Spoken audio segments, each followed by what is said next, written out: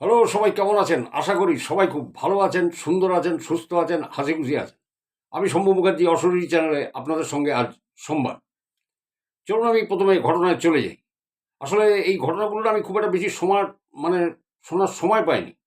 একদিন পুরো হসপিটালেই কেটে গেছে। আমার ওই জামাইবাবুর ওই পেসমেকার বসলো। পুরো দিনটাই হসপিটালে আমি ছিলাম। রাত্রে বাড়ি ফিরেছি। তার পরের দিন নিজস্ব কাজ ছিল। তো হয় না অনেক সময়। তো যাই হোক, চলুন আমি ঘটনাটা বলি। প্রথম ঘটনাটা পাঠিয়েছেন টালিগঞ্জ থেকে, পাঠিয়েছেন। এখন টালিগঞ্জে নেই, বারুইপুরে থাকেন। তো যখন টালিগঞ্জে ছিলেন 2019 সালে, তখনকার একটা ঘটনা উনি আমাকে পাঠিয়েছেন, যেটা ওনার কাছে আজও একটা আশ্চর্যের বিষয় হয়ে আছে। ঘটনাটা ঘটেছিল, আপনাদের বলি। ঘটনাটা ঘটেছিল 2019-এর সরস্বতী পুজোর পরের দিন। সরস্বতী পুজোর দিন না, সরস্বতী পুজোর পরের দিন ঘটনাটা ঘটে। এবং রাতের দিকে, খুব বেশি রাত না। বলছে বাবার স্ট্রোকের মতো হয়ে যায়। তা ওই বাড়িতে এই যে ভদ্রলোক পাঠিয়েছেন, ওর নাম শশাঙ্কবাবু। শশাঙ্কবাবু, তার ভাই, তার বাবা মা, তার ভাই বউ, আর ওনার থাকতেন ওই এক মামা, ব্যাচেলার। ওই মামা বিয়ে শাদী করেননি তখন, ব্যাচেলার মামা। তো যাই হোক, এবারে ওই রকম হার্ট অ্যাটাক মতো হয়েছে, বুকে অসহ্য যন্ত্রণা। এবার উনি, শশাঙ্কবাবু, তাড়াতাড়ি দৌড়ে ডাক্তার ডাকতে ছুটেছেন। এবার ডাক্তার ডাকতে গিয়ে কোনো ডাক্তারই আর আসছে না, বুঝলেন? কোনো ডাক্তার আসছে না, বলছে হসপিটালাইজ করুন। হ্যাঁ, যদি এরকম বুকে প্রচণ্ড ব্যথা হয় তাহলে হসপিটালাইজ করে আমি গিয়ে কী করবো, ঠিক এরকম একটা। তো উনি বলছেন একটা প্রিলিমিনারি একটা তো করবেন, ট্রিটমেন্ট, বা আপনি তো দেখলে তো বুঝতে পারবেন। কিন্তু কেউ আসতে চাইছে না। তো বাধ্য হয়ে উনি তখন ওই রানীকুঠি, আজাদগড়, ঠিক ওই জায়গাটায় অঞ্চলে একটা হোমিওপ্যাথি ডাক্তার আছে, তাকে গিয়ে ধরেন। তো তখন তিনি বলছেন যে আমার ভিজিট কিন্তু 1000 টাকা। অবস্থা বুঝুন, আমার ভিজিট 1000 টাকা। তো বলছে ঠিক আছে, সে 1000 টাকা কোনো ব্যাপার না ডাক্তারবাবু, আপনি চলুন। তো ডাক্তারবাবু বলছে ঠিক আছে, যাচ্ছি। এর মধ্যে এর ভাইয়ের ফোন আসছে, এই শরৎবাবুর ভাই ফোন করেছে, বলে দাদা তুই চলে আয়, ডাক্তার লাগবে না, বাবার ঠিক আছে, ইটস ওকে নাও, তুই চলে আয়। যা দেখানোর ইসিজি টিসিজি করার কালকে করবো, যদি হসপিটালে দিতে হয় কালকে দেওয়া যাবে, বাবা এখন ঠিক আছে। বলে ভাইয়ের এই কথাটা শুনে আমি একটু মনে খুব জোর পেয়ে গেলাম। তা জোর পেয়ে আমি ডাক্তারবাবুকে বললাম আমার যেতে হবে না, আমি চলে যাচ্ছি। বলছে বাবা সুস্থ আছে। রিক্সা ধরে বললো আমি বাড়ির দিকে রওনা দিই। তো রিক্সা করে যেখানে এসে আপনার নামতে হয়, বললো ওখান থেকে আমাকে কিন্তু হেঁটে যেতে হবে আমাদের বাড়িতে। তার মানে আমি বুঝলাম যে রিক্সা ওখান থেকে ঢুকবে না, এটা বোঝা গেল। তো ওই মোড়টার মাথায় নেমে বলছে ওই লেনটা দিয়ে আমাদের হেঁটে যেতে হবে। ওই লেনে বলছে আমাদের বাড়ির সামনে বাড়ি আছে, পরপর অনেকগুলো বাড়ি আছে। বলে ওর একটা বাড়ির কাছে সরস্বতী পুজো হচ্ছিল, এবং সেখানে একজন সেন্টিও ছিল। সেন্টি মানে কোনো নাইট গার্ড টাইট গার্ড কিছু ছিল। তো বলছে যে আমি বাড়ির দিকে এগোচ্ছি, হঠাৎ দেখি যে বেশ দূর থেকে দেখতে পাচ্ছি যে আমাদের সদর দরজার সামনে কেউ দাঁড়িয়ে আছে, দরজাটা খুলে। এবং তার আকার আকৃতি দেখে মনে হচ্ছে বাবা। কিন্তু এটাও মনে মনে ভাবছি যে বাবা আসবে কি করে ওখানে, দরজার কাছে দাঁড়িয়ে থাকবে কি করে? কারণ বাবা তো শরীর প্রচণ্ড খারাপ, বুকে অত যন্ত্রণা নিয়ে সে তো নিচে থেকে নেমে ওখানে দাঁড়াবে না, বাড়িতে তো আরও লোক আছে। এবার বলছে আমি মহা মুশকিলে পড়ে গেছি।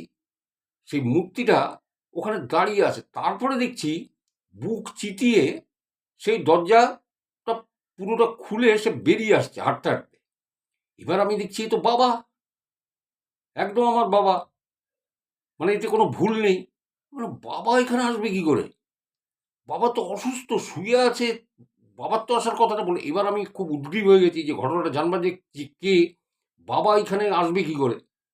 বলে আমি জোর পায়ে হাঁটা লাগিয়েছি। এবারে তাকে যখন আমি ফলো করতে করতে যাচ্ছি, বলছে যে ওই মূর্তিটা সে বুঝতে পেরেছে, যাকে আমি বাবা মতো দেখছি, সে বুঝতে পেরেছে যে তাকে ফলো করছি।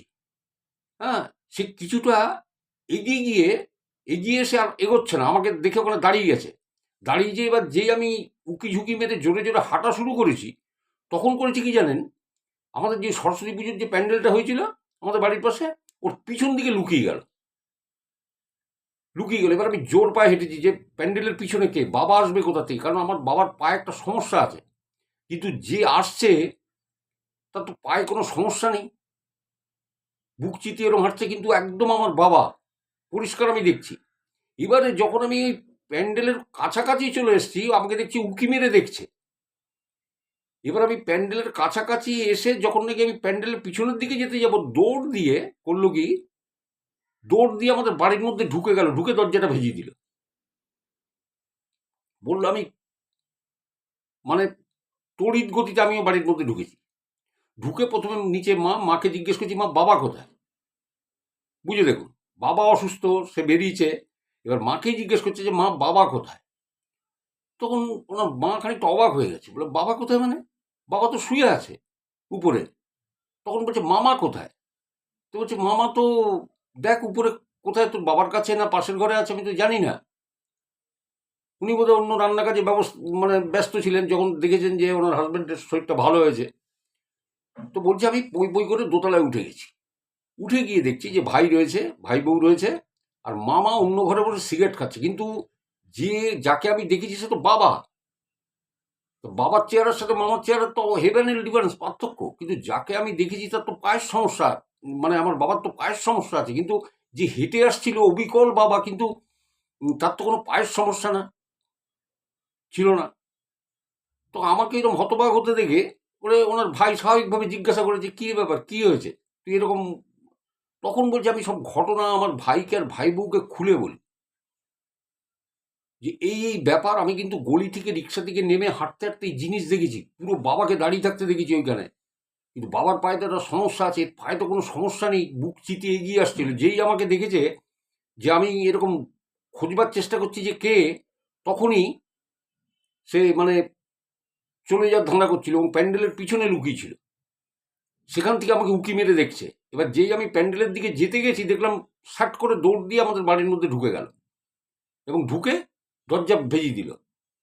এবং আমি তার পরপরই ঢুকেছি, কেউ নেই, বাবা তো উপরে শুয়ে আছে। বলছে আমার মুখে এই ঘটনাটা শুনে জানেন তো, আমার ভাই ভাই বউ তারা না একদম মেরে গেছে।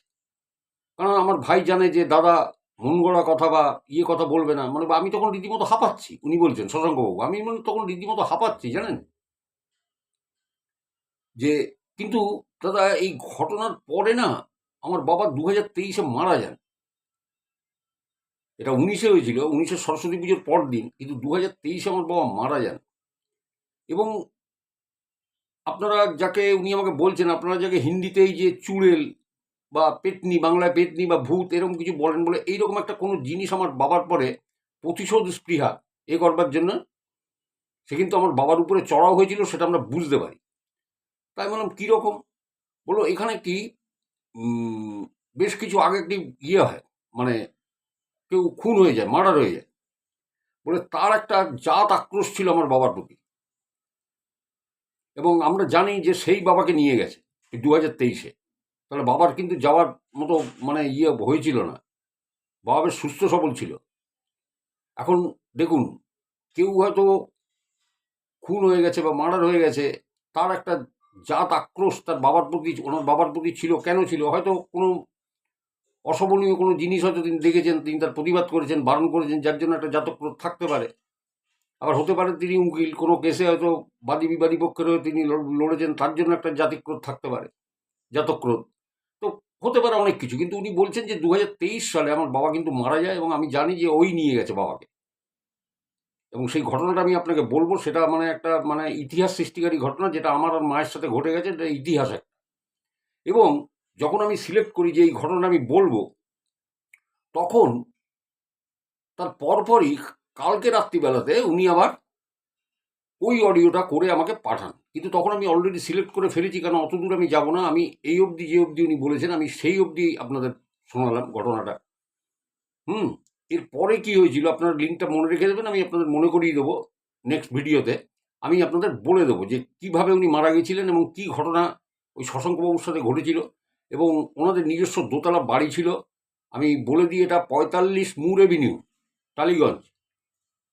ঠিক আছে, ওখানে দোতলা একটা বাগান বাড়ির মতো ওনাদের ছিল, সেটা বিক্রি করে দিয়ে ওনারা চলে গেছেন বারুইপুরে, এবং বারুইপুরে ভাড়া থাকেন। ঠিক আছে, ভাড়াতে থাকেন, তার মানে বাড়িটা এমন কিছু ছিল যে যার জন্য তাহলে দেখুন একটা দোতলা বাগান বাড়ির মতো একটা বাড়ি বিক্রি করে দেবেনই বা কেন?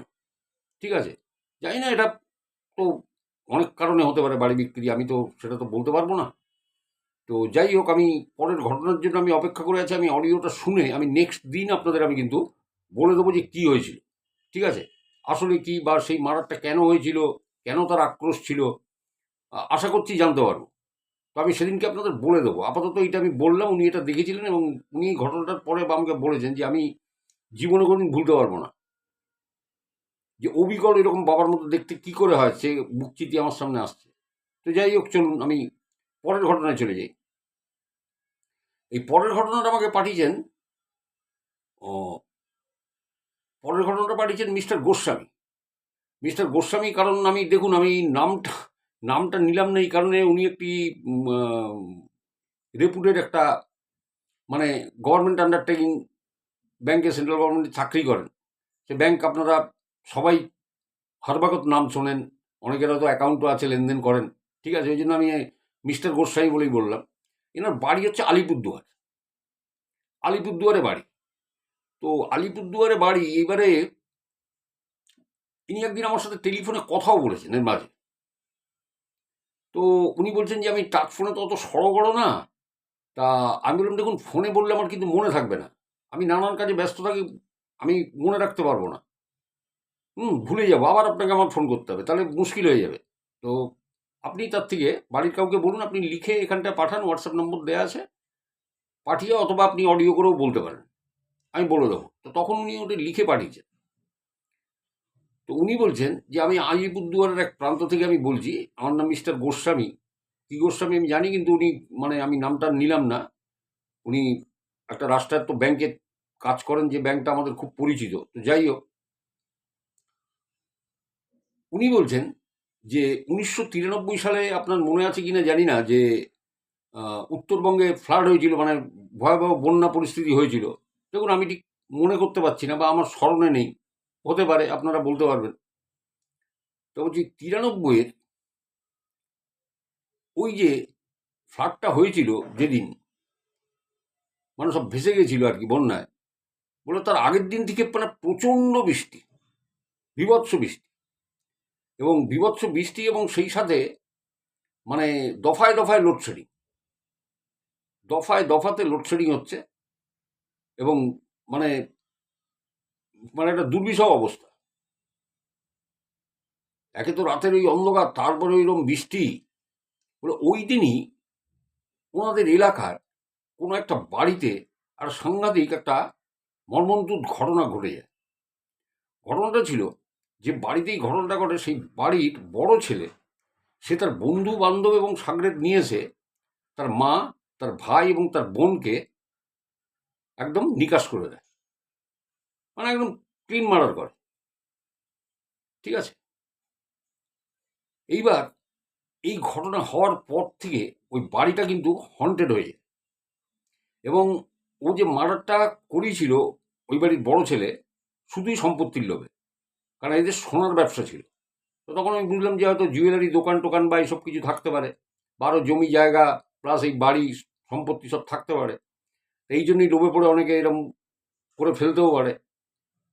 এবার যে করেছে সে তো বেপাত্তা, যারা করেছে তারাও বেপাত্তা, কি পুলিশে ধরা পড়েছিল কিনা জানি না, কিন্তু বাড়িটা বন্ধ পড়ে থাকতো, তালাবন্ধ অবস্থায় পড়ে থাকতো বাড়িটা। এবার ওই বাড়িটার পাশ থেকে কেউ যেতে গেলে না, সব অস্বাভাবিক অস্বাভাবিক আওয়াজ পেত, মানে হন্টেড হয়ে গেছিল পুরো বাড়িটাই। বলছে যে ধরুন পাড়ার কেউ যাচ্ছে হেঁটে বাড়িটার সামনে দিয়ে, হঠাৎ ঝমঝম ঝমঝম করে মনে হচ্ছে রান্নার বাসন, ঝমঝম ঝমঝম করে রান্নার বাসন পড়ার আওয়াজ। আবার কেউ হয়তো যাচ্ছে, শুনছে বাথরুমে কেউ মনে হচ্ছে স্নান করছে, একটু নিরিবিলি পাড়া এলাকা, মনে হচ্ছে বাথরুমে জল পড়ার আওয়াজ হচ্ছে। ঠিক এইরকম আওয়াজগুলো হতো। বলছে আমার বন্ধু বান্ধব যারা আছে তারা বলতো, জানিস ওই বাড়িটার সামনে দিয়ে গেলে কেমন একটা গরম, একটা তাপ মতো লাগে, কেমন যেন জায়গাটা গরম। ওই বাড়িটা ক্রস করে গেলে আবার ঠিক আছে, ওখান দিয়ে যাওয়ার সময় একটা উষ্ণ একটা লাগে। তো যাই হোক, বলছে আমার এক বন্ধু আছে জানেন, ওর কাপড়ের ওদের মানে এই বস্ত্রালয় থাকে না, বলে ওই কাপড়ের দোকান ওদের। তা পুজোর আগে, হ্যাঁ, দুর্গাপুজোর আগের ঘটনা, তো তখন তো ওই কাপড়ের দোকানে তো সেল থাকে খুব, তো দোকান টোকান বন্ধ করতে একটু দেরি হয়। তো বলছে একদিনও রাত্রিবেলাতে, রাতের বেলা ও ফিরছে, রাত 1টার উপরে বাজে, দোকান টোকান বন্ধ করে, কারণ খদ্দের সামলে কাস্টমার করে কর্মচারীদের ছেড়ে হিসাব কিতাব করে তো বাড়ি ঢুকবে। এবার 1টার উপরে বাজে, মোটর সাইকেল নিয়ে ঢুকছে, ঢুকতে ঢুকতে এই বাড়িটার কাছে যখন আসছে 200 মিটার দূর থেকে দেখতে পাচ্ছে উনি যে 3জন দাঁড়িয়ে আছে এই বাড়িটার সামনে, 3টে ছায়া, সেটা পরিষ্কার দূর থেকে মনে হচ্ছে কালো কালো 3জন কেউ দাঁড়ানো। এবার গাড়িটা উনি আস্তে করে দিয়েছে, আস্তে করে গাড়িটা খুব ধীরে ধীরে ধীরে ধীরে এগোচ্ছে। এগিয়ে ওইখানে যখন গেছে বাড়িটার সামনে, তখন দেখছে কেউ নেই। হেডলাইটের ওই সামনে দিয়ে দেখছে যে ওই জায়গাটা কাঁচা রক্ত পড়ে আছে, কাঁচা রক্ত। ওইটা দেখে নিতে পারেনি। আর পাশ থেকে সেই খোনা গলায় যেরকম আওয়াজ, আমাদের পিন্ডি দাও, আমাদের পিন্ডি দাও, আমাদের মুক্তি দাও, ফুপিয়ে ফুপিয়ে কাঁদছে। আর এই আওয়াজ উনি শুনতে পেয়েছেন, ওই কাপড়ের দোকানের মালিক। উনি ওখান থেকে মোটর সাইকেলটা ফেলে ওখান থেকে দৌড় দিয়েছেন ওনার বাড়ির দিকে। দৌড়তে দৌড়তে বাড়িতে ঢুকে উনি প্রায় অর্ধ অচেতন অবস্থা। এবার ওনাকে তো ঘরে নিয়ে যে কী হয়েছে, যখন ওনার সম্বিত ফিরেছে তখন বলছে যে এই হয়েছে।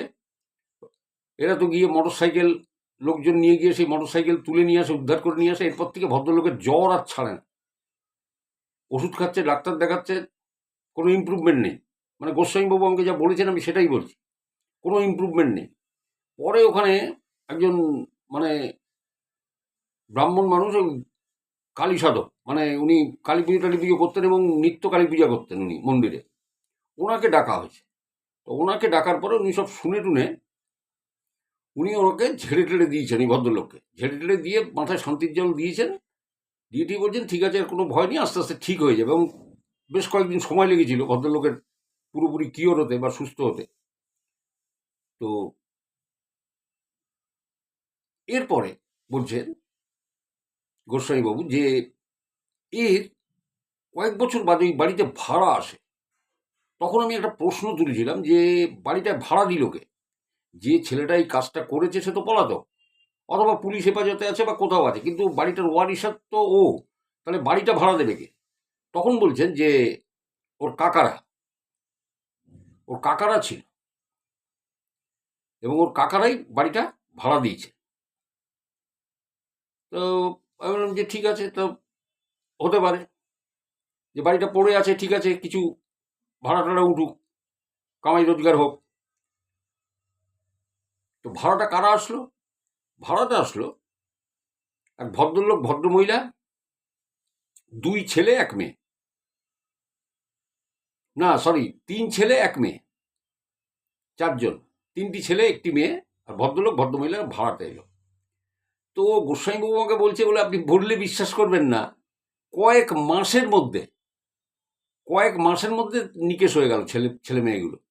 বলে বড় ছেলেটা হাইওয়ের পরে রোড অ্যাক্সিডেন্টে মরলো, বাইক অ্যাক্সিডেন্টে। বলে পরের যে দুটো, তারা কোথায় চান করতে গিয়ে ডুবে মরলো। আর ওই মেয়েটা বলছে কি বাড়িতে বাদ বিতরণটা কি হয়েছে, মেয়েটা বিষ খেয়েছে, বিষ খেয়ে মেয়েটা মরলো। বুঝতে পারছেন, একদম মানে ফ্যামিলিটাকে উজাড় করে দিল। এবং বাধ্য হয়ে ভদ্রলোক ভদ্রমহিলা ওখান থেকে তাদের ছেলে মেয়ে হারিয়ে ওই কটা মাসের জন্য এলেন, ছেলে মেয়ে হারিয়ে ওই বাড়ি থেকে বিদায় নিলেন। মানে এত হন্টেড। তো বলছেন উনি যে শুনুন, আমি যতটা শুনেছি ওখানে একটা কালী মন্দির ছিল, এই কালী মন্দিরটাকে ভেঙে ওখানে জবরদস্তি ওখানে বাড়ি বানায়। এবার গোস্বামীবাবু আমাকে এই কথা বলছেন যে ওই জায়গাটায় আমি শুনেছি ওই জায়গাটায় কালী মন্দির ছিল, যেখানে বাড়িটা বানানো যায়। কারণ এদের দেখুন, হয়তো সোনার বানিয়া ওই মানে ও কালী মন্দির দিয়ে কেউ কালী মন্দির ভেঙে ওই জায়গাটাই আমরা নেবো, মুক্ত মুখানে এরকম করে মন্দির টন্দির ভেঙে হয়তো করতে পারে। আবার যার জমি ছিল সে ভেঙে কালী মন্দিরটাকে ভেঙে ওখানে বিক্রি করে দিয়েছে, বিক্রি করে এরা কিনে নিয়েছে। ফলে যা সর্বনাশ হওয়ার হয়েছে। বলছেন কালী মন্দির ছিল, কালী মন্দির ভেঙে বাড়ি হয়েছে, সেই অভিশাপে বা অন্য কিছু আমি জানি না। তবে এইটুকু আমি শুনেছি যে কালী মন্দির ছিল। বললে একে আপনি কি ব্যাখ্যা দেবেন বলুন? এটা তো আমাদের এলাকার মানে জলজ্যান্ত ঘটনা, আপনাকে আমি বললাম। তো দেখুন এইরকম ঘটনা এইরকম ঘটে, এক একটা পরিবার আমি দেখেছি। আমাদের এই দমদমই আছে, দমদম জংশনই আছে একটা বাড়ি, সর্বশান্ত হয়ে গেছিল, সর্বশান্ত। কিন্তু ঘটনাটা আমি আপনাদের বলতে পারবো না, বললে আমার অসুবিধা হয়ে যাবে। ঠিক আছে, যার জন্য আমি বলবো না। বলেছিলাম কোনো এক সময়, মানে যখন গ্রুপ করতাম তখন বলেছিলাম, গ্রুপে বলেছিলাম, কিন্তু এখানে আমি বলতে পারবো না ঘটনাটা, কারণ অন্য কারো ঘটনা আমি কেন বলবো শুধু শুধু। এটা এইরকমও বাড়ি আছে, সর্বশান্ত করে দেবে, এত হন্টেড হন্টেড জায়গা আছে। তো যাই হোক, চলুন আমি পরের ঘটনায় যাই। পরের ঘটনাটা চলুন রাজস্থানের দিকে যাওয়া যাক। এই ঘটনাটা রাজীব আমাকে পাঠিয়েছে, রাজীব ঢোলে।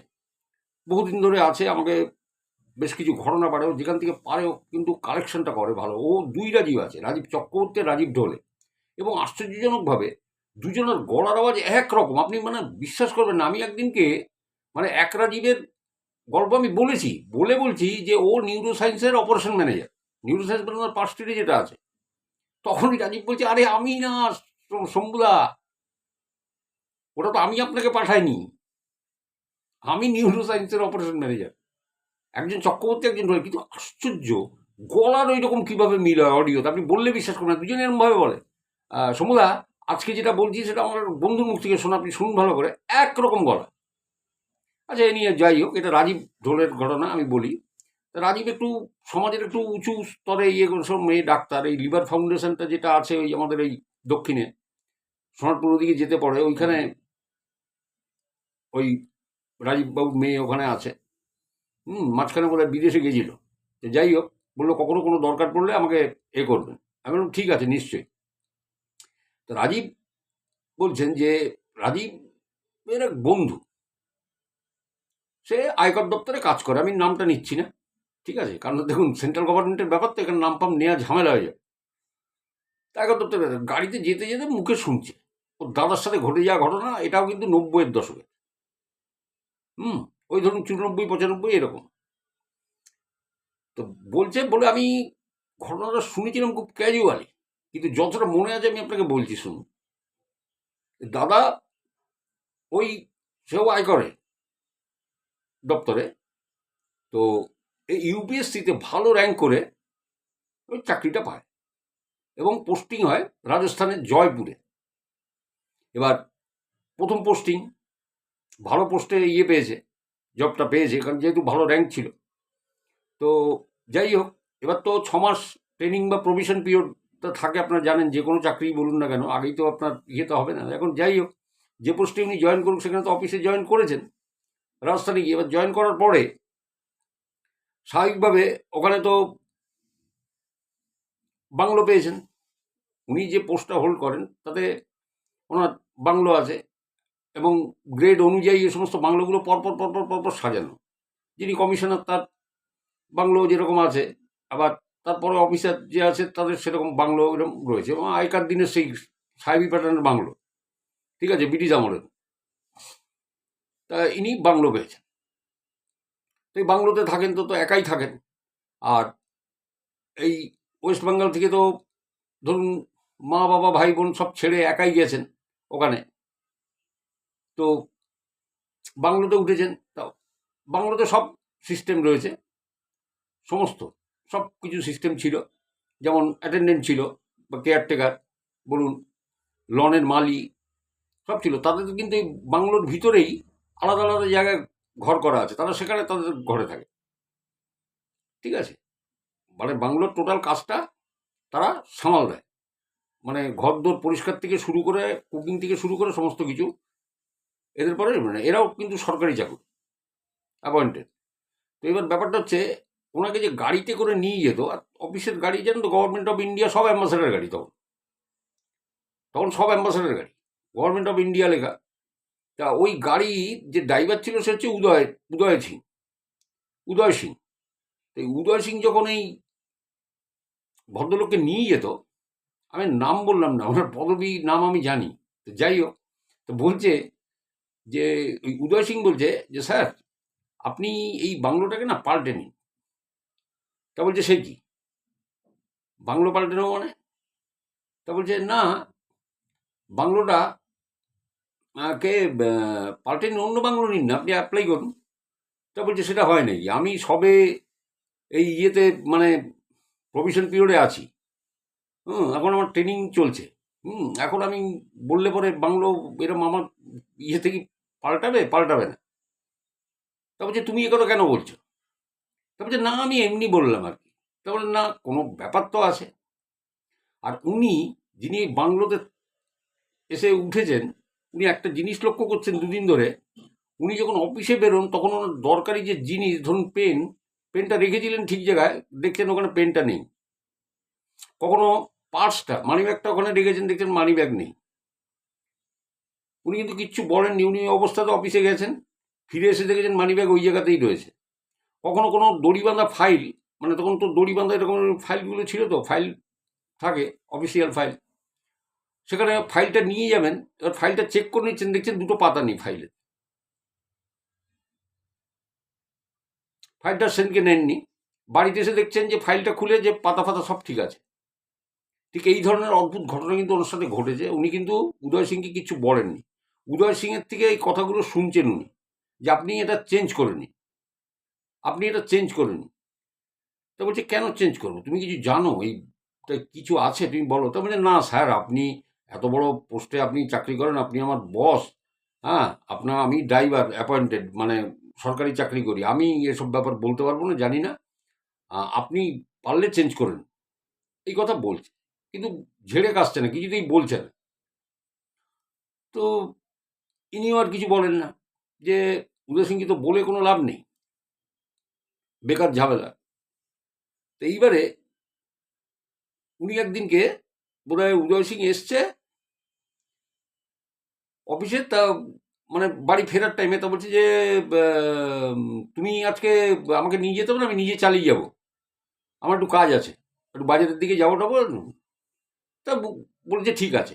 তো উনি নিজেই গাড়িটা নিয়ে উনি অফিস থেকে বেরিয়েছেন, বেরিয়ে ঘুরে টুরে উনি রাত 8টা বাজে উনি ওনার বাংলোর দিকে ফিরছেন। তো ফিরতে ফিরতে হঠাৎ গাড়ি চালাতে চালাতে ওনার মনে হচ্ছে পিছনের সিটে কেউ বসে আছে, একদম পিছনের সিটে কেউ বসে আছে। এইবার তো উনি বলছেন যে পিছনের সিটে কেউ, এবার রেয়ার লুকিং গ্লাসে তাকিয়ে দেখছেন যে হ্যাঁ, একজন তো কেউ বসে আছে ভাই, সুটেড বুটেড কেউ। এবার গাড়িটা ব্রেক কষে দিয়েছে, ব্রেক কষে পিছন ঘুরে এরকম তাকাতে গেছে, তাকিয়ে দেখছে কেউ নেই।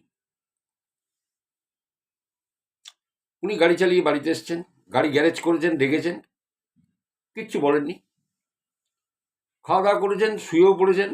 পরদিন সকালবেলায় গাড়ি স্টার্ট নেয়, গাড়ি স্টার্ট নেয় না। তো গাড়ি স্টার্ট নেয় না, তখন উদয় সিং এসে, উদয় সিং বলছে স্যার গাড়ি স্টার্ট নিচ্ছে না, আপনি তো কালকে গাড়ি নিয়ে এসছেন, বললেন আপনি যাবেন গাড়ি নিয়ে কোথায়? তো বললেন না, গাড়ি তো ঠিক ছিল, আমি তো চালিয়ে নিয়ে এসেছি, আর আমি তো গাড়ি রেখেছি পুরো ইয়ে করে রেখেছি আমি গাড়ি। তো বলছে যে গাড়ি তো স্টার্ট নিচ্ছে না স্যার। বলে তাহলে মেকানিককে ডাকো। মেকানিককে খবর দিচ্ছে, মেকানিক এসছে, মেকানিক এসে বলছে गाड़ी का तो सब कुछ ठीक ही है, स्टार्ट क्यों नहीं लेता है? तो बोलছে স্যার देखना पड़ेगा, सब कुछ तो ठीक लग रहा है। তো বলছে তাহলে দেখো। তো বলছে আমি তো অফিসে বেরোবো। তখনই ড্রাইভার একটা গাড়ি ম্যানেজ করে কোনো জায়গা থেকে ডেকে টেকে দিয়ে ওনাকে অফিসে পাঠিয়ে দিয়েছে, বুঝতে পেরেছেন? তো এইসব ঘটনাগুলো কিন্তু ঘটছে ওখানে। তো যাই হোক, এইবারে দিন 10-15 বাদের থেকে না আর একটা নতুন ঝামেলা উৎপাত শুরু হলো। এই ঝামেলাটা হচ্ছে, উৎপাতটা শুরু হলো কিরকম আপনার বলি। এই উৎপাতটা শুরু হলো ওনার এই রাত্রিবেলায় ঘুম চটকে যেতে লাগলো, মানে ঘুমোচ্ছেন, ঘুমটা ভেঙে যাচ্ছে, ঘুমোতে পারছেন না। এবং রাত্রি যখন ঘুম ভাঙছে উনি দেখছেন ওনার করিডোরে সব আলো জ্বালা, এমনকি ড্রয়িং রুমে আলো জ্বলে আছে। উনি বুঝতে পারছেন না যে ভাই ব্যাপারটা কি, তো আলো নিভানো থাকে, আলো আলো জ্বালে কে?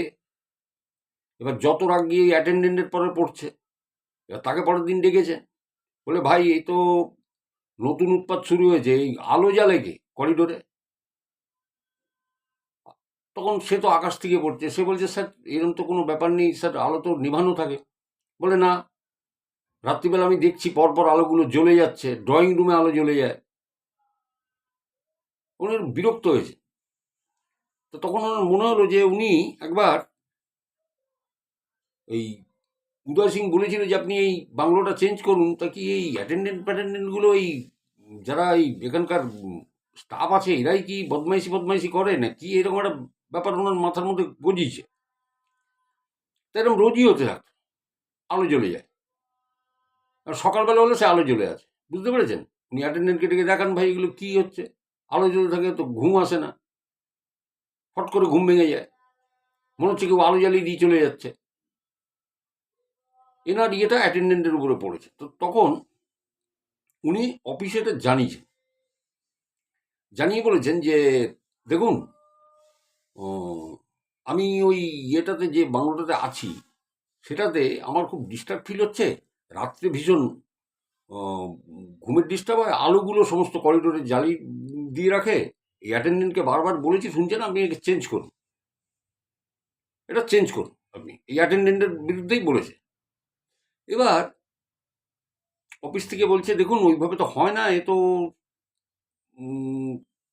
মানে গভর্নমেন্ট সার্ভিস এও করে, এখন মুশকিলটা হচ্ছে এ তো বহু বছর ধরে ওখানে আছে। বলে আপনি তাহলে একটা লিখিত দিন, কেন সবই তো গভর্নমেন্টের ব্যাপার, সেন্ট্রাল গভর্নমেন্টের ব্যাপার, আপনাকে দিলে লিখিত দিতে হবে। কিন্তু ওই কেয়ারটেকার বা ওই অ্যাটেন্ডেন্ট এটা কিন্তু অনেক বছর ধরে কাছে আছেন, ওই বাড়িতেই আছেন। তো ওটা শুনে উনি আর লিখিত কিছু দেননি। লিখিত কিছু না দিয়ে উনি জিনিসটা নিয়ে চিন্তা করতে থাকেন যে কী ব্যাপার। উদয় সিং আমাকে এই বললো, অ্যাটেন্ডেন্ট যেন আকাশ থেকে পড়ছে যে আলোকে জ্বেলে যায়। উনি বাড়িতে এসে না অ্যাটেন্ডেন্টকে ডেকেছেন। তো ডেকে বলছেন যে দেখো ভাই, এখন ওখানে ওদের সাথে ইংরেজিতে কথা বললে ওরা বুঝতে পারবে না ভাই, রাজস্থানের ইয়ে ভাষা, মারওয়াড়ের ভাষা, ওর তো আধা হিন্দি আধা বাংলা এরকম করে বললে তাও কথাটা চালিয়ে নেওয়া যায়। তো ওকে বলছেন যে দেখো, আমি এই ওয়েস্ট বেঙ্গল থেকে এসছি, হুম, বাড়ির সব লোকজন এখানে, আমি এখানে একা থাকি। তুমি আমাকে একটা জিনিস বলো, তোমার কোনো ভয় নেই? আমি তো একটা পোস্ট, আমি তো একটা হোল্ড করি, তোমার চাকরির কোনো চিন্তা নেই, তুমি আমাকে খুলে বলবে এটাতে কী আছে। এখানে আমি ভীষণ ইয়ে ফেস করছি। এবং উদয় সিংহ আমাকে বলেছে, কিন্তু ও বলতে চায়নি কি ঘটনাটা কি। এবার এই আমতা আমতা করছে এই অ্যাটেন্ডেন্ট। তো আমতা আমতা আমতা আমতা করাতে তখন বলছে যে তোমার কোনো ভয় নেই ভাই, এই বাজারে চাকরির কি দাম আমি জানি, তুমি নিশ্চিন্ত থাকতে পারো। আমি একজন বাঙালি মানুষ, আমি তোমার কোনো ক্ষতি করবো না, আমি কিচ্ছু ইয়ে করবো না, তুমি কি জানো তুমি শুধু সেটুকু আমাকে বলো, আমার ব্যবস্থা আমি করে নেবো। কিন্তু আমার তো জানার দরকার যে আমার প্রচণ্ড আমার ইয়ে হচ্ছে, অসুবিধে হচ্ছে, এটা পাচ্ছি না, ওটা পাচ্ছি না, সেটা পাচ্ছি না, অথচ তোমরাও কেউ ঘরে থাকছো না, তোমরা বলছো যে না এরকম তো হয় না বা হতে পারে না, আসল জিনিসটা কি আমাকে বল। তখন বলছে স্যার, আপনি আসার আগে এখানে একজন অফিসার ছিল, জানেন, আপনি আসার আগে এখানে একজন অফিসার ছিল, তো ওই ভদ্রলোক করাপশন কেসে জড়িয়ে গেছিল, করাপশনে জড়িয়ে গেছিল ভদ্রলোক, এবং ওনার বিরুদ্ধে ভিজিলেন্স বসে, ঠিক আছে? তো বলে তাই? তো বলছে হ্যাঁ।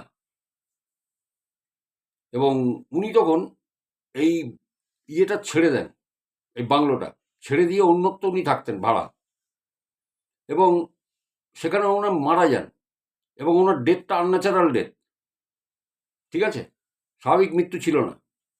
এবং ওনার বিরুদ্ধে ভিজিলেন্সও বসেছিল। তো বলে কী হয়েছিল কি, বলে অনেকগুলো উনি করাপশানে জড়িয়ে পড়েছিলেন এবং অনেক ফাইল মিসিং ছিল। বলে ফাইল মিসিং ছিল? বলে হ্যাঁ, যেগুলো চাইছিল সেগুলো দিচ্ছিলেন না উনি অফিসে জমা, এবং তাতে সব করাপশানের ইয়েগুলো ছিল, উনি কী কী কেসে জড়িয়েছিলেন। তো বলছে আচ্ছা এই ব্যাপার। তো বলছে হ্যাঁ। বলে ঠিক আছে, ঠিক আছে, তুমি চিন্তা করো না, আমার কোনো চিন্তা নেই, আমি কিছু বলবো না, তুমি নিশ্চিন্ত থাকো। বলে দেখবেন স্যার, আমরা তো মানে এত বছর এই চাকরি করে খাই, আমাদের যেন ওই পেটে লাথ না পড়ে।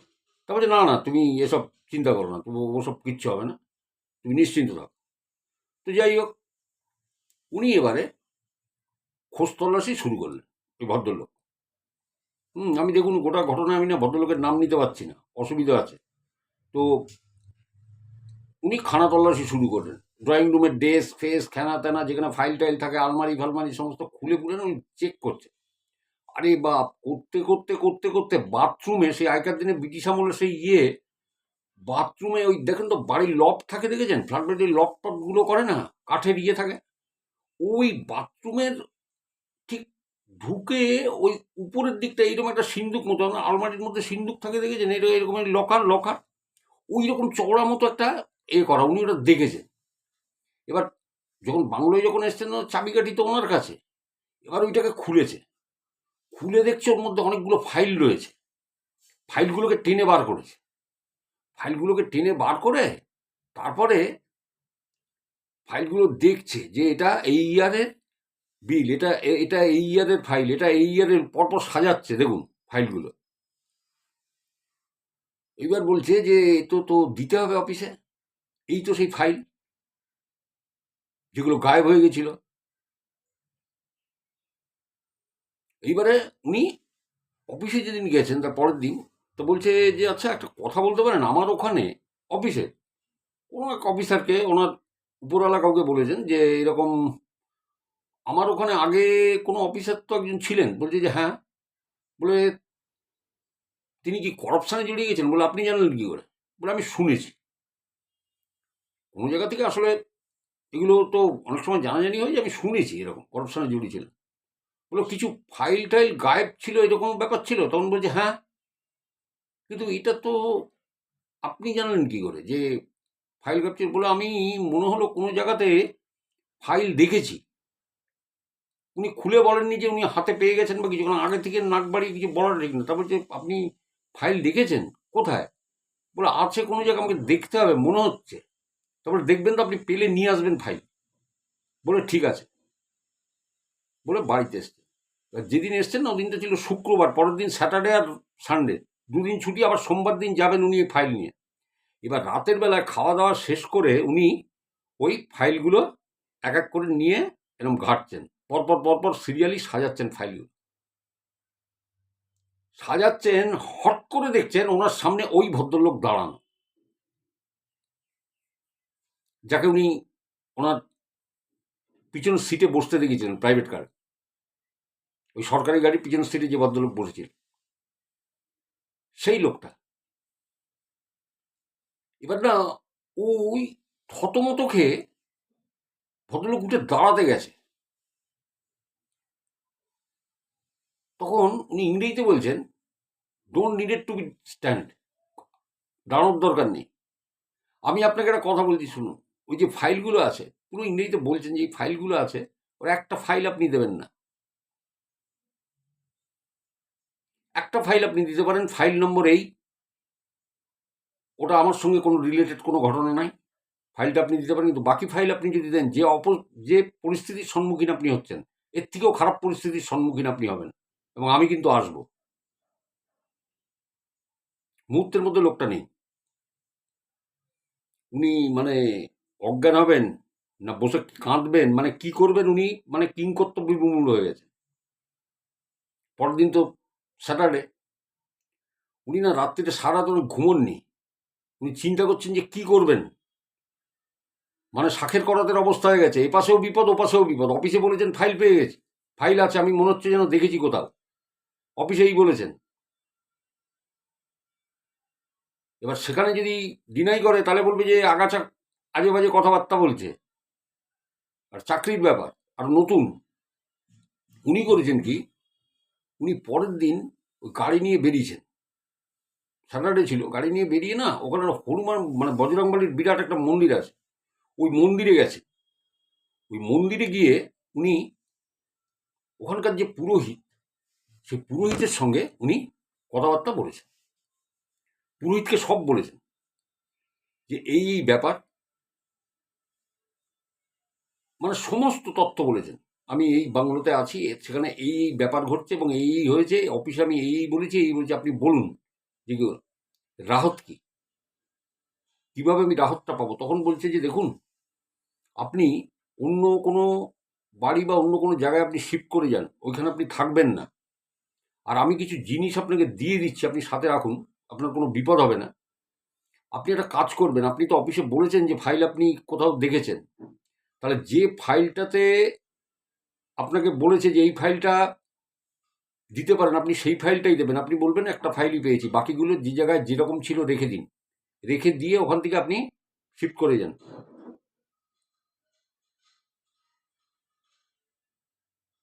তো ভদ্রলোক এইবার একটা পেলেন, কিছুটা সাহস এলো, এই পুরোহিতের সাথে কথা বলে সব খুলে বলেছিলেন যে আমার কিন্তু এই ব্যাপার আছে, আমি ওখানে টিকতে পারছি না, আর এই ব্যাপার। তখনই পুরোহিত বলে দিয়েছিল যে এই কাজটা আপনি করুন, এবং সাথে কিছু জিনিস দিয়ে দিয়েছিলেন যে আপনি এটা সাথে রাখবেন, আপনার কোনো বিপদ আপদ বা চাকরির ভয়টা কিছু থাকবে না। তো উনি এসে ওই ফাইলটা দিয়েছিলেন অফিসে গিয়ে, বাকি ফাইল যেখানকারটা সেখানে রেখে দিয়েছিলেন। পরে বলেছিলেন যে ওই জায়গাটা আমার খুব ডিস্টারবেন্স হচ্ছে, আমি ওখানে আমার ঘুমের খুব ডিস্টার্ব হয়, আমি অন্যত্র আমি রেন্টালে চলে যাচ্ছি। তো সেখানে আপনি কোম্পানির গভর্নমেন্টের অ্যালট করা বাংলো আপনি থাকতেও পারেন, নাও থাকতে পারেন, আপনি অন্য কোনো যে ভাড়াও থাকতে কোনো অসুবিধা নেই। উনি বাংলোটা ছেড়ে দিয়েছিলেন এবং 6 মাস বাদে উনি অমৃতসরে ট্রান্সফার হয়ে যান। ওই প্রভিশন পিরিয়ডের পরে ওনাকে অমৃতসরে ট্রান্সফার করে। তো ঘটনাটা উনি যখন কলকাতায় এসেছিলেন লেভেলে, তখন উনি বলেছিলেন যে ঘটনাটা এই ঘটেছিল ওনার সঙ্গে। ঠিক আছে, আমি ঘটনাটা আপনাদের জানালাম, আমি নাম নিলাম না, নাম ফাম নেওয়া যায় না, আপনি জানেন খুব সাংঘাতিক ব্যাপার হয়ে যাবে। তো সব ক্রিটিক্যাল কেস। তো আমি খালি এইটুকুই বললাম। এবার আপনারা, আপনাদের কেমন লাগলো আপনারা কমেন্ট সেকশানে জানাবেন। আর দ্বিতীয় কথা হচ্ছে, দেখুন, কোনো ঘটনার মধ্যে কিছু থাকলে তবে আমি বলি। দেখুন, এতটা না হলেও ওই বাংলোতে কিছু হয়েছিল, শুনে রাখুন। আজাদগড়ে ওই যে যেখানে রানীকুটি বা টালিগঞ্জের যে ঘটনা, শশাঙ্কবাবুর কিছু তো একটা হয়েছিল, উনি তো বাবার মতো কাউকে নিশ্চয়ই দেখেছেন যে দৌড়ে গেছিলেন, পরে কি অডিও করেছেন আমি জানি না, আমি সেটা নিশ্চয়ই আপনাদের বলবো। গোস্বামীবাবুর ইয়েটা চিন্তা করুন, ওনাদেরই এলাকার একটা বাড়িতে এইরকম ঘটনা উনি দেখেছেন বা প্রত্যক্ষ করেছেন, শুনেছেন, বা তার পাশ থেকে উনি গেছেন, যেটা উনি আমাকে জানিয়েছেন। তাই ঘটনার মধ্যে কিছু থাকলে আমি তাহলেই বলি, তা নাহলে আমি বলি না। কারণ একজনের আমি কমেন্ট দেখলাম যে আপনার বলা ঘটনাগুলো শুনতে খুব ভালো লাগে। ঠিকই বলেছেন, ওই হোটেলের রিসেপশনিস্ট একটু গায়ে পড়া গোছে। আরে ভাই লেট হালা, আমি দেখছি হেডিংটা দেওয়া আছে পুরীর একটি লজের ঘটনা। আমি বললাম সর্বনাশ করেছে, আমি হোটেলের নাম বললাম না, আপনি গায়ে পড়া কি পায়ে পড়া আপনি বুঝে গেলেন রিসেপশনিস্ট। আশ্চর্য ব্যাপার তো, এ কোত্থেকে আসে ভাই, মানে কিছু বুঝলো না, তার মানে ঘটনাটাই শোনেনি। ও মেয়েটাকে বলছে ম্যাডাম আপনার রাত্রে ঘুম হয়েছিল তো, ম্যাডাম আপনার রাত্রে ঘুম হয়েছিল, তখন মেয়েটা আমাকে বলছে যে কাকু, আমি তখন ভাবছি যে এই ভীষণ গায়ে পড়া লোক তো, ব্যাস ওইটুকুই শুনেছে। আরে গায়ে পড়েছে কি পায়ে পড়েছে দেখ, ঘটনাটা তো আর হোটেলে ঘটেনি, ঘটনাটা ঘটেছে লজে। আর আমি কি হোটেলের নাম বলেছি? তুই কি করে জানলি ভাই যে ওটা ওই হোটেলের রিসেপশনিস্ট গায়ে পড়া লোক? মানে কি আজব পাবলিক ভাই, কাহা সে আতা হ্যায় ভাইয়া। আরে বাপ রে বাপ, এ তো মানে 4 গুণ উপর দিয়ে যায়, এত বড় বোদ্ধা। আরে কমেন্ট ফমেন্ট করে একটু মানে বিবেচনা করে কর, গল্পটা ভালো করে আগে শোন ভাই, শুনে তারপরে বল। ঘটনাটাকে শোন, এই ঘটনাটা 8 বছর আগে আমাকে বলেছিল। ঠিক আছে, সে মেয়েটা এখনো আমার প্রোফাইলে রয়েছে, ওর আইডি দিয়ে ও সব টিকিট ফিকিট করেছিল, পুরীর টিকিট। এবারে ওর যেটা ভুল ছিল, 1 জানুয়ারিতে টিকিটটা করেছে, 1 জানুয়ারিতে ঘরটা বুক করেছে। এবার ও করেছে কি, 31 তারিখে রাত্রে তো পুরীর ট্রেনে উঠবে, ও 31 তারিখে সকালে ধৌলি ধরেছে, রাত্রের ট্রেন পছন্দ না করে। এবার তাহলে বিকেলে গিয়ে ঘর পায় কোনোদিন? তা সে তো বলেছে সেই যে হোটেলে বুক করেছিল সেটা, তা সে বলে দিয়েছে যে না তো ঘর তো নেই, আপনার নাম তো এই ম্যাডাম। তা বলছে হ্যাঁ। তা বলছে যে আপনি তো বুক করেছিলেন, বলে হ্যাঁ। বলে তো কালকের থেকে বুকিং আছে, এখন তো ঘরে ইয়ে রয়েছে, বোর্ডার রয়েছে, আমি কী করে পরিবহন। তখন ওই লজটা ঠিক করে দিয়েছিল, এবং ঘটনাটা ওই লজে ঘটেছিল। এবং যখন লজে ঘটনাটা ঘটে তখন পরের দিন ওই, ও তো জানে যে লজটা হন্টেড, কিছু না কিছু হবে। এবার ওই জন্য বারবার ওকে জিজ্ঞেস করছিল, ম্যাডাম রাত্রে ঘুম হয়েছিল, ম্যাডাম রাত্রে ঘুম হয়েছিল, ম্যাডাম বলছি সব কিছু ঠিক ছিল তো, এইগুলো বলেছিল। এই নিয়ে কোথার থেকে পোঙা পণ্ডিত সব জেনে বসে আছেন, ইনি বলে দিলেন কি, হ্যাঁ লোকটা একটু গায়ে পড়া আছে ওই হোটেলে। আরে হোটেলের নামই তো ভাই তুমি জানো না, তুমি কি করে বলছো এইসব কথাবার্তা? তো যাই হোক, চলুন, সবাই খুব ভালো থাকুন, সুস্থ থাকুন, আনন্দে থাকুন। আর কেউ যদি ঘটনা পাঠাতে চান, তাহলে ডেসক্রিপশন বক্সে আমার হোয়াটসঅ্যাপ নম্বর আছে, যেখানে লেখা আছে মা বাবা ঠাকুমা সব অতীত। ওইটা একটু প্রেস করুন, দেখুন নিচে হোয়াটসঅ্যাপ নম্বর আসবে, ওই নম্বরে আমাকে এসে একটা হাই লিখবেন এবং আপনার ঘটনা পাঠিয়ে দেবেন। তবে যাদের কাছে ঘটনা আছে তারাই আসবেন, হয়তো ভিড় করে লাভ নেই। আর আমি আসবো এর পরের এপিসোড নিয়ে, আবার এরকম কোনো বুধবার, শুক্রবার অথবা সোমবার। নোটিফিকেশন পাবেন, চ্যানেলটা সাবস্ক্রাইব করে পাশে থাকুন, সাবস্ক্রাইব করে বেল আইকনটা প্রেস করে দেবেন, তাহলে নোটিফিকেশনটা পেয়ে যাবেন। এবার পছন্দ হলে গল্প শুনবেন, না হলে শুনবেন না, কোনো ব্যাপার নেই। তবে ওই জন্য সাবস্ক্রাইব করতে বলি, কারণ কোনটা মালগাড়ির মতো হবে, কোনটা ঠেলা গাড়ির মতো হবে আমি জানি না, কোন ঘটনা আমার কাছে আসবে, ঠিক আছে? তবে নেক্সট যেগুলো এসে বসে আছে আমি নিশ্চয়ই আপনাদের জন্য শোনাতে বদ্ধপরিকর, শোনাবো। তাই অশরী চ্যানেলের সাথে থাকুন, পাশে থাকুন। অনেক অনেক ভালো থাকুন, সুস্থ থাকুন। সবাইকে অনেক শুভেচ্ছা, নমস্কার। আজকের মতো আবার দেখা হবে, ঠিক আছে? সবাই খুব ভালো থাকুন।